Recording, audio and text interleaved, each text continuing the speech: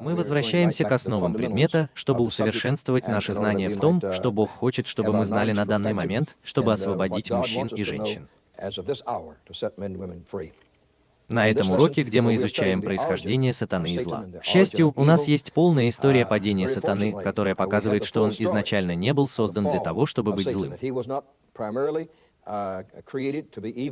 Бог не творит зла. Зло должно само себя исповедовать. Ты видишь, не так ли? Тебе лучше поверить в это. Это, безусловно, возможно. Итак, мы изучаем полную историю падения сатаны, его деяния, а также его судьбу. Мы хотим получить полное представление о начале, середине и конце всего процесса. Если у тебя там есть Библия, но нет нашей учебной программы, которую, я надеюсь, все вы получите, и давайте вместе изучим страницу за страницей всю программу, который представляет собой сборник огромного объема и важности. Вот уже 50 лет я путешествую по всему миру и многое понимаю, что делает эту книгу очень важной. В 28 главе книги пророка Иезекииля, начиная с 12 стиха, говорится: «Сын человеческий». Бог обращается непосредственно к своему пророку Иезекиилю. Он говорит: «Оплакивай царя Тира». Ты скоро узнаешь, что он говорит о сатане, который вселился в этого царя. И скажи ему: «Так говорит Господь Бог, ты скрепляешь эту сумму печатью». На то, чтобы разобраться во всем этом, действительно ушло бы много времени. И действительно, когда вы читаете эти первые несколько слов, вы можете увидеть, что он говорит не о человеке, как о человеческом существе. Он говорит о том, кто обладал этим правителем. Он говорит, что ты скрепляешь сумму печатью. И это означает, что все, что есть на земле, запечатано печатью. И он говорит, что ты видишь итог полной мудрости. И в самом начале, когда он был сотворен на небесах, Библия назвала его человеком, исполненным мудрости. Там сказано, что он совершенен в красоте, совершенен в своей красоте. Это единственное существо во Вселенной, которое в Слове Божьем описано совершенным по красоте. Он был одним из небесных архангелов, совершенным по красоте. Это потрясающе. Это потрясающе. Ты был в Эдемском саду, саду Божьем. Теперь ты видишь, что это не похоже на разговор с человеком. Во времена Иезекииля не было никого, кто жил бы за 3, а то и больше лет до этого.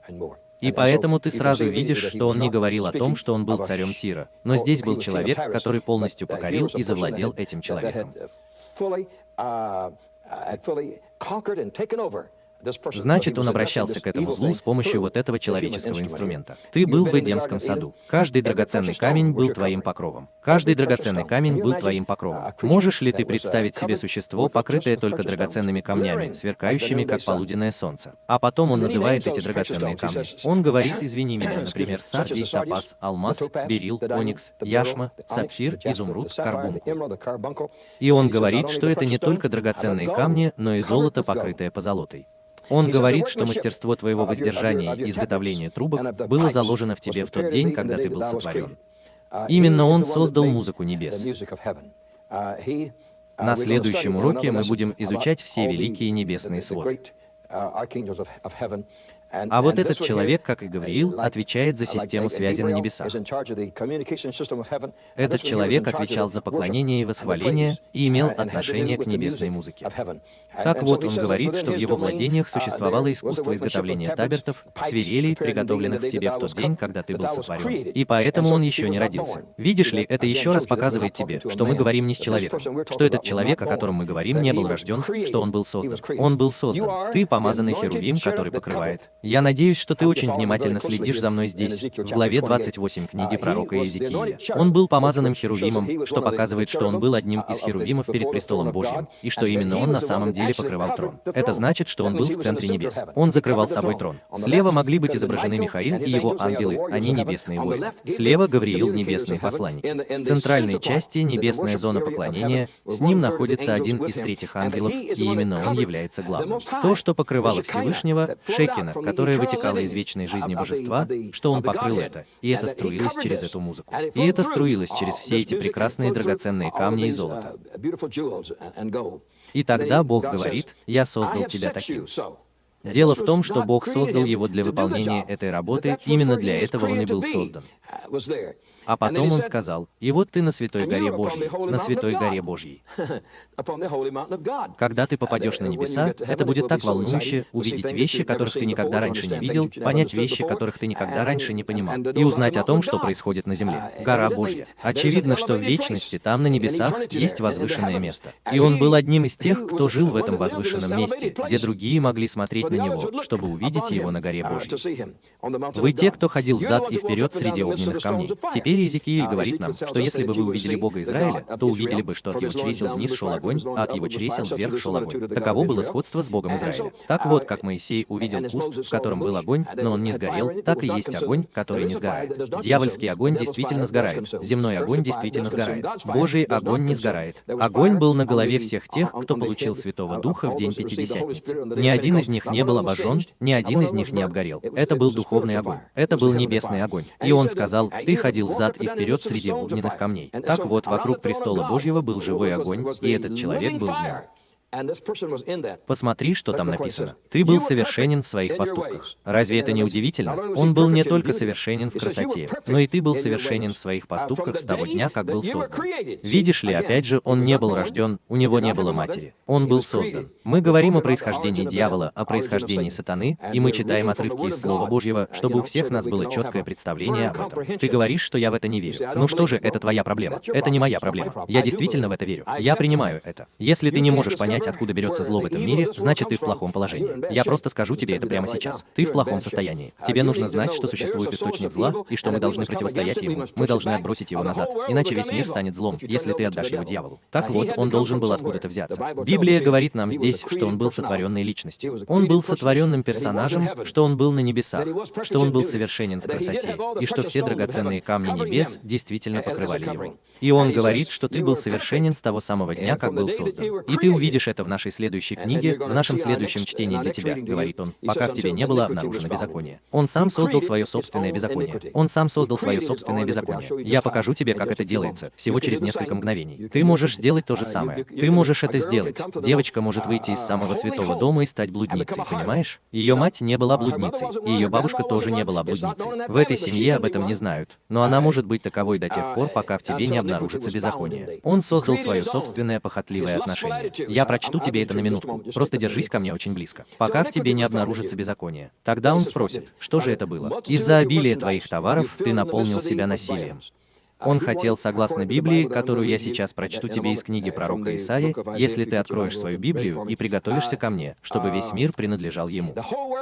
Он хотел возвысить свой трон. Он хотел торговать небесами. Его трон должен быть возвышен наравне с престолом Божьим, выше всех Божьих звезд, потому что, возможно, существует много престолов. У него должен был быть самый высокий из них. Он говорит, что множество твоих товаров для приема вещей, красивых камней, ты знаешь, золото, ты знаешь. Он увидел эту штуку, и это наполнило его желанием большего. Можешь ли ты представить себе человека, у которого золотые улицы, и он хочет большего? Он говорит, что благодаря множеству твоих товаров, которые наполнили тебя насилием, я вознесу свой трон выше звезд Божьих. Я собираюсь прочитать тебе это прямо сейчас. Держись крепче. У него была война на небесах, и Богу пришлось изгнать его с небес, чтобы избавить небеса от неприятной ситуации. И там сказано: «Ты согрешил». Тебе следует подчеркнуть это слово. «Ты согрешил». Это означает, что ты приступил закон. Ты приступил к границе дозволенного. Ты сделал это намеренно. Ты сделал это по своей воле, своим собственным разумом, своими собственными эмоциями. Ты сознательно противопоставил себя Всевышнему, который создал тебя. Ты говоришь: «О, почему Бог допустил, чтобы это произошло?» У тебя не может быть любви, пока у тебя нет склонности к ненависти. Ты можешь жениться на жене и у алтаря сказать: «Я люблю тебя до самой смерти», а она может развестись с тобой через несколько недель, через несколько дней, через несколько месяцев, через несколько лет. У тебя могут быть дети, и однажды они вырастут и застрелят тебя от ненависти. И это тот шанс, которым ты должен воспользоваться. Это шанс, которым ты должен воспользоваться. Бог должен воспользоваться теми же шансами. Он хочет, чтобы каждый из нас был святым, каждый был непорочен, и Бог не желает, чтобы кто-то погиб, понимаешь? Но чтобы все мы пришли к вечной жизни. Этого хочет Бог. Но у тебя есть свои собственные волевые качества. Ты сам можешь решить, хочешь ли ты быть на стороне Бога или дьявола. Он говорит, что ты согрешил. «Я не свергну тебя, как нечестивца с горы Божьей». Бог сказал, что я не свергну тебя с небес, из этого святого места, где возвышается престол Божий. Я собираюсь не свергнуть тебя с этого возвышенного положения. Я собираюсь избавить небеса от тебя. Вот это да. Это вызывает у тебя какие-то чувства, не так ли? Я показываю тебе происхождение сатаны. Это зло пришло из очень хорошего места. Все верно, из очень хорошего места. Он сказал, он говорит, что ты согрешил. Поэтому я объявляю тебя нечестивцем. Ты же знаешь, что нечестивое означает то, что не является святым. Это означает нечто оскверненное. Когда ты оскверняешь дом, ты делаешь его грязным, когда в нем убирали. И поэтому я изгоняю тебя как нечестивца с этой святой горы, где ты был высок и вознесен, вон оттуда. И я уничтожу тебя. Я уничтожу тебя. Он уже лишился своего могущественного положения небесного архангела, командующего миллионами ангелов, которые верили в него и упали вместе с ним с небес.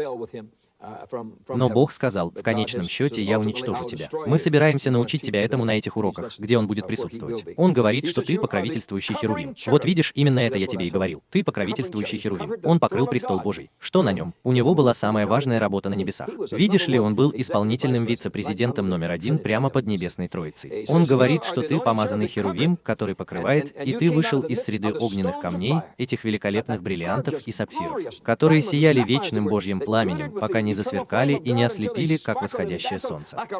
И он ходил взад и вперед по Индии. Ты можешь себе представить, чтобы у такого человека что-то пошло не так? Теперь я вижу, что многое пошло не так с «Удиви тебя». Теперь он стал одним из тех, кого можно удивить. Я хочу, чтобы ты это знал. Он говорит, что твое сердце воспрянуло духом из-за твоей красоты. Тебе следовало бы обвести слово «красота» маленьким кружочком. Вот здесь, прямо вверху, написано, что ты был совершенен в красоте. Прямо вверху, в 3-й строке, если у тебя там есть учебная программа. Ты был совершенен в красоте. И он сказал, что твое сердце воспрянуло духом из-за твоей красоты. Соседи, когда ты начнешь смотреть на себя со стороны, тебе будет не хватать Иисуса. Это верно. О, посмотрите, какой я хороший человек. Я говорю правду. Я честный человек. Я плачу свою десятину. Когда ты начинаешь смотреть на себя и видеть свою собственную добродетель, ты идешь по ложному пути. Ты идешь не в ту сторону. Ты не можешь этого сделать. Иисус создал меня таким, какой я есть. Я вел себя ужасно.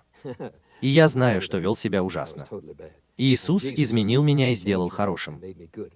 Я не совсем хороший.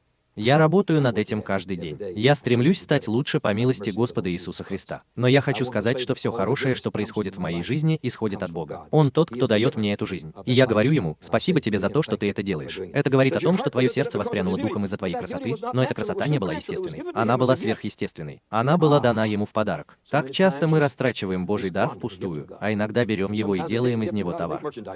Разве это не ужасно? Это Божий дар. Именно так он поступил. Он говорит, что ты развратился.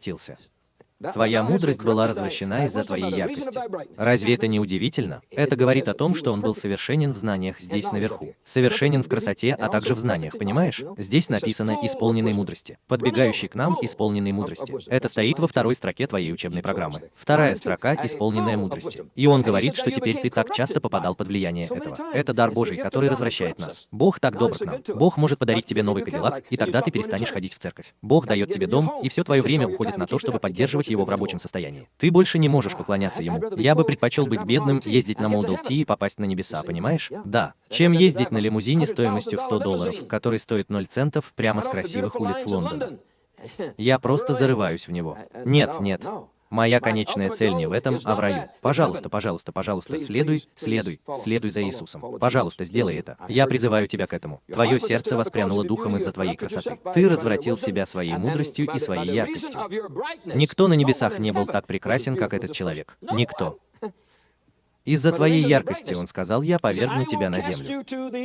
Он потерял свое небесное положение. Он спустился на землю, опустился плашмя и достиг дна. Поднявшись с возвышенного положения до, возможно, самого возвышенного на всем небе, он опустился на самое дно, опускаясь все ниже и ниже, от крайности к крайности. Я видел это на своем веку. Я видел служителей, которые были на самом верху, а когда смотришь на них, они оказываются на самом дне. Ты не должен этого делать, если внутри тебя нет греха. Нет, ты этого не сделаешь. Этого не произойдет, пока путь праведника не станет все светлее и светлее. Теперь моя Библия учит этому, и твоя Библия учит тому же, и твоя Библия учит тому же. Путь праведника не становится все темнее и темнее, все подлее и подлее, все ниже и ниже. Путь праведника становится все светлее и светлее. Это светлый и сияющий путь прямо к граду Божьему. Я надеюсь, что в свой последний день я сделаю для Бога больше, чем в любой другой день своей жизни. Я ожидаю, что в последний день моей жизни Бог будет использовать меня больше, чем в любой другой день моей жизни. Путь праведника становится все светлее и светлее. Он растет. Он не сужается. Он не уменьшается. Он растет. Она растет во имя Иисуса. Он говорит говорит, что ты был испорчен своей яркостью. Были люди, которые были испорчены своей хорошей проповедью, своим хорошим пением, ты знаешь, своей хорошей организацией, своими способностями, которыми Бог наделил их. Если ты скажешь: «Я повергну тебя на землю, я опущу тебя пониже», брат, ты грешишь против Бога и идешь в неверном направлении. Ты упадешь на землю и окажешься под землей. Я представлю тебя перед королями, чтобы они могли узреть тебя. Видишь ли, я делаю это каждый день. Я делаю это каждый день. Я просто раскладываю их и говорю: вот тебе сатана, вот тебе и дьявол, вот тот, кто является причиной всей этой порнографии, вот тот, кто называет незаконной всю эту кучу хлама, которая продается в наших газетных киосках и на нашем телевидении. Вот и он.